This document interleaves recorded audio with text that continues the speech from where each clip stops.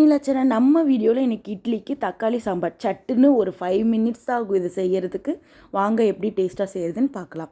ஒரு குக்கரில் ஒரு பெரிய சைஸ் வெங்காயத்தை கட் பண்ணி ஒன்று எடுத்துக்கோங்க, அதையும் போட்டுக்கோங்க. ஒரு 4-5 பல் பூண்டையும் போட்டுக்கோங்க.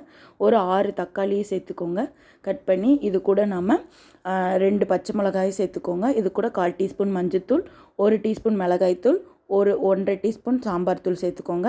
சேர்த்து இதில் ஒரு 5-6 விசில் விடுங்க. விசில் வந்ததுக்கப்புறம் தண்ணியை தனியாக வடிச்சிட்டு இதை நல்லா மத்து வச்சு நல்லா கடைஞ்சிருங்க. கடைஞ்சதுக்கப்புறம் இது ஒரு தாளிப்பு கொடுத்துடலாம். கொஞ்சமாக பேனில் எண்ணெய் ஊற்றி கடுகு போட்டுக்கோங்க.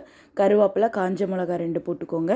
போட்டுட்டு பெருங்காயத்தூள் போட்டு 1 டீஸ்பூன் சாம்பார் மிளகாய்த்தூள் போட்டு நல்லா அந்த எண்ணெயிலே ஃப்ரை பண்ணிவிட்டு இது கூட நம்ம கடைஞ்சி வச்சுருக்க அந்த தக்காளி கடைசியில் சேர்த்து உப்பு போட்டு நல்லா கொதிய விடுங்க. கொதிஞ்சதுக்கப்புறம் இதை நீங்கள் ஒரு தேக்கரண்டி மாவு எடுத்து நல்லா கரைச்சி வச்சுக்கோங்க. கரைச்சி வச்சு அதை இதிலே ஊற்றிடுங்க. அப்போ தான் கெட்டியாக இருக்கும், இதோட டேஸ்ட்டும் நல்லாயிருக்கும்.